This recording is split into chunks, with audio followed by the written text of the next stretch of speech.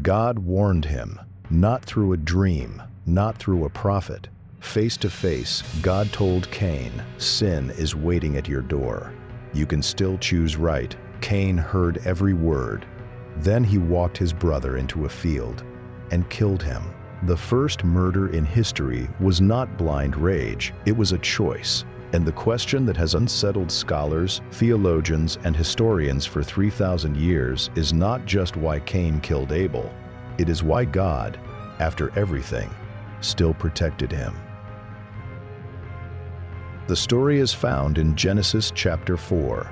2 brothers, 2 offerings, 1 God. Cain is the firstborn. He farms the land.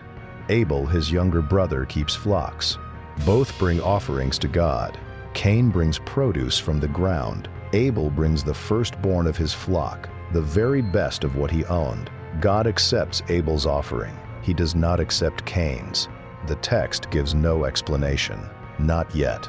It simply says Cain became very angry, and his face fell.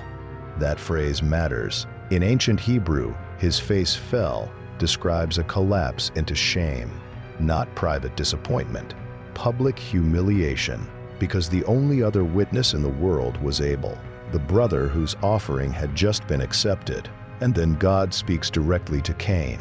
This is the detail that changes everything about this story. In Genesis chapter 4, God asks, "Why are you angry? If you do well, will you not be accepted? Sin is crouching at your door. You must rule over it." God gave Cain a warning, a direct one. He named what was building inside Cain and told him exactly what to do about it. Cain said nothing. The next verse tells us Cain spoke to Abel. Then, in the field, he killed him. The first crime in human history was not committed in ignorance. God had intervened. The door was still open. Cain walked through a different one. To understand what is really happening here, we need to go further, past the text, into the ancient world that shaped it. The conflict between Cain and Abel is not just personal. It represents one of the oldest divisions in human civilization: farmers against shepherds. In the ancient Near East, the region covering modern Iraq, Syria, and southern Turkey, farming communities and nomadic herders competed constantly for land and resources. This was not a polite disagreement. It was a survival-level conflict that shaped entire cultures for thousands of years. Scholars have found this same tension preserved in Sumerian texts that are older than the writing of Genesis. One of them, known as the debate between grain and sheep, describes a competition between a farmer and a shepherd for divine favor. The gods side with the shepherd. Another Sumerian text tells of 2 figures, one a farmer and one a shepherd, competing for the love of the goddess Inanna. Again, the shepherd wins. The parallel to Cain and Abel is impossible to ignore. But there is one critical difference. In the Sumerian stories, the farmer accepts the outcome. In Genesis, he does not.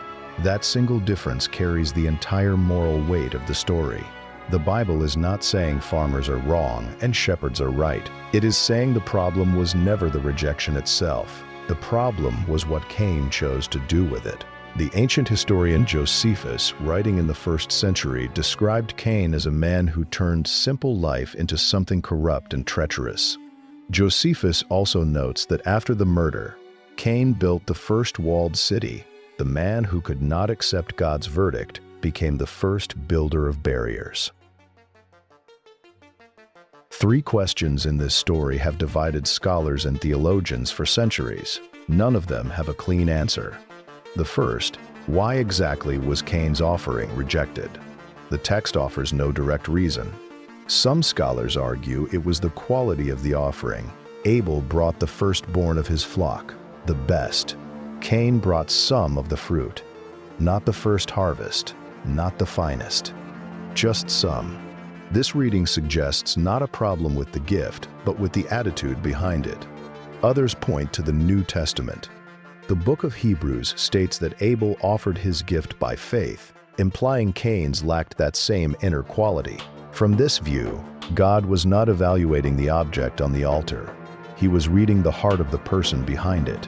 A third interpretation, common among historical scholars, suggests the story preserves the cultural memory of ancient Israel itself, a nation born from nomadic shepherds who viewed that way of life as spiritually closer to God than settled farming. The rejection in this reading is not just theology, it is lived history given sacred shape. The second question, was this murder premeditated? Here, a textual detail becomes significant. Most English Bibles read, Cain said to Abel his brother, and when they were in the field, Cain rose up against his brother and killed him. Notice the gap. Cain said something, but the text does not record what. In the ancient Greek translation of the Hebrew Scriptures, called the Septuagint, that gap is filled. Cain says, "Let us go out to the field." That is not an explosion of rage. That is an invitation. That is planning. The third question is the strangest of all. What was the mark of Cain? After the murder, God curses Cain and sends him into exile. Cain responds that anyone who finds him will kill him. And then God does something unexpected. He places a mark on Cain, not as punishment but as protection. God warns that anyone who harms Cain will face sevenfold consequences. The text never describes what the mark looked like. Early church father Basil of Caesarea believed it was a mark of shame heavier than death itself, a visible sign Cain could never escape. Others interpret it as an expression of mercy that defies clean theological categories. No one knows. The Bible does not say. Psychology offers a way to see this story not just as ancient event, but as a recognizable human pattern. Cain's behavior follows what researchers call narcissistic injury. What happens when a person's sense of self-worth is shattered publicly, especially through direct comparison with someone close to them? The wound is not just pain. It becomes fixation. Notice what Cain actually wanted. He did not simply want his own offering accepted. He wanted Abel's offering rejected. That distinction is important. Jealousy wants what someone else has. Envy wants to destroy it. Researchers note that envy does not seek elevation, it seeks erasure. God saw this clearly. His warning in Genesis chapter 4 uses the image of sin crouching at a door like a predator. This is precise. It describes how unprocessed shame does not fade on its own. It waits. The emotion itself was not the failure. Choosing not to face it was. After the murder, Cain's response to God, "Am I my brother's keeper?" reveals something colder still. There is no breakdown, no visible remorse, only deflection. Psychologists call this moral disengagement, the mental process of separating oneself from the full weight of what was done. And then the story ends in a way no one fully expects. God protects Cain. After the murder, after the curse, after the exile, God marks him so that no one can take his life.